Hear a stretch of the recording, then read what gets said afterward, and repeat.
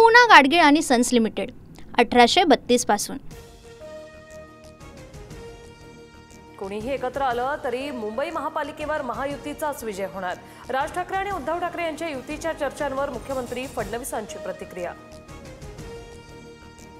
राज ठाकरेंकडून युतीचे संकेत। महाराष्ट्राच्या राजकारणात काय घडणार तुम्हाला कल्पनाही नाही, मात्र मनसे बीएमसी मध्ये 100% सत्तेत येणार। युतीचं माझ्यावर सोडा, राज ठाकरेंचं सूचक विधान। सप्टेंबर महिन्यात या देशात महत्त्वाच्या राजकीय घडामोडी घडतील। पंतप्रधान मोदी आणि अमित शहांनी राष्ट्रपतींच्या भेट घेतल्याच्या पार्श्वभूमीवर संजय राऊतांचं भाकीत। महापालिका निवडणुकीत उद्धव ठाकरे आणि मनसेचं मुंबईतील राजकारण पूर्णपणे संपेल। निवडणुकीनंतर ठाकरेंना भाषेवर राजकारण करण्याची संधी मिळणार नाही। निशिकांत दुबेंनी पुन्हा डिवचलं। भाषेचा वाद निर्माण करणाऱ्यांना निवडणुकीत जनता धडा शिकवेल, त्यामुळे निशिकांत दुबेंनी या विषयात कुठलंही वक्तव्य करू नये, फडणवीसांचा सल्ला। शिवसेनेचा बाप मीच, भाजप आमदार परिणय फुकेंचं वक्तव्य वादात। भंडाऱ्यातील स्थानिक मुद्द्यांवरून फुकेंचं वक्तव्य। शिवसेनेचा बाप मीच आहे असं फुकेंच्या बोलण्याचा अर्थ होत नाही। जरा काही वाईट झालं तर दोष बापालाच दिला जातो असं फुके म्हणाले। फडणवीसांकडून स्पष्ट। चांगल्या भाषेत उत्तर देण्याचं कसब माझ्याकडेही आहे। शिवसेनेचे मंत्री संजय शिरसाटांचा फुकेंना इशारा। तर बाप वगैरे काढला असेल तर ते योग्य नाही, कुणीही वादग्रस्त वक्तव्य करू नये, बावनकुळेंचा सल्ला। दत्तात्रय भाणे उद्या कृषी मंत्री पदाचा पदभार स्वीकारणार। मी चुकणारा नाही, खूप समंजस माणूस आहे। कृषी अधिकाऱ्यांच्या तक्रारी आल्या तर योग्य ती कारवाई करेल, भाणेंचं आश्वासन।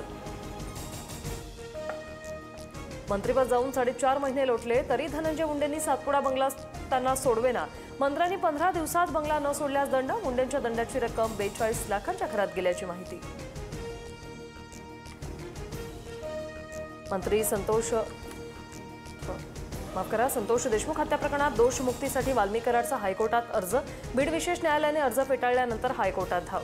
वकिलांमार्फत याचिका दाखल, सूत्रांची माहिती। महादेव मुंडे हत्या प्रकरणाशी आमचा संबंध नाही, वाल्मिक कराडचा मुलगा सुशील कराडचा दावा।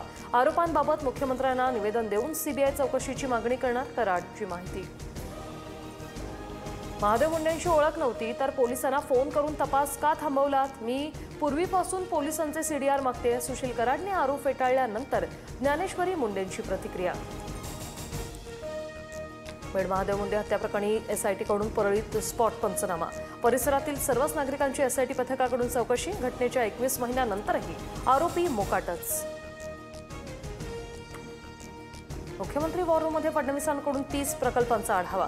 पायाभूत सोयीसुविधेचा प्रकल्प 3 वर्षात पूर्ण करा, फडणवीसांचे निर्देश। मेट्रोच्या शेवटच्या स्थानकाजवळ गृहनिर्माण प्रकल्प उभारण्याच्याही सूचना। आमदार संतोष बांगर यांच्या नेतृत्वात कळमनुरी ते कयाधू अमृतधारा महादेव मंदिरापर्यंत भव्य कावड यात्रा। उपमुख्यमंत्री एकनाथ शिंदेंसह हजारो शिवभक्त सहभागी। माधुरी हत्तीण आणि दादर कबूतरखान्याबाबत उद्या बैठक। जनभावना आणि कायदेशीर बाबी विचारात घेऊन निर्णय होणार, मुख्यमंत्री फडणवीसांची प्रतिक्रिया। छत्रपती संभाजीनगर आणि अमरावतीत पालिकेच्या अतिक्रमण हटाव मोहिमा। कारवाईसाठी हजारो पोलीस आणि पालिका कर्मचाऱ्यांचा बंदोबस्त। अनेक जेसीबी, पोकलेन आणि हायवा मोहिमेत सहभागी। छत्रपती संभाजीनगरात अतिक्रमण विरोधी कारवाईला विरोध, तर अमरावतीत हॉकर संघटनेचा हातात नकली बंदुका घेऊन मोर्चा। शहरातले छोटे मोठे व्यावसायिक रस्त्यावर। अंजली दमानी यांविरोधात शिरपूर न्यायालयात वॉरंट जारी।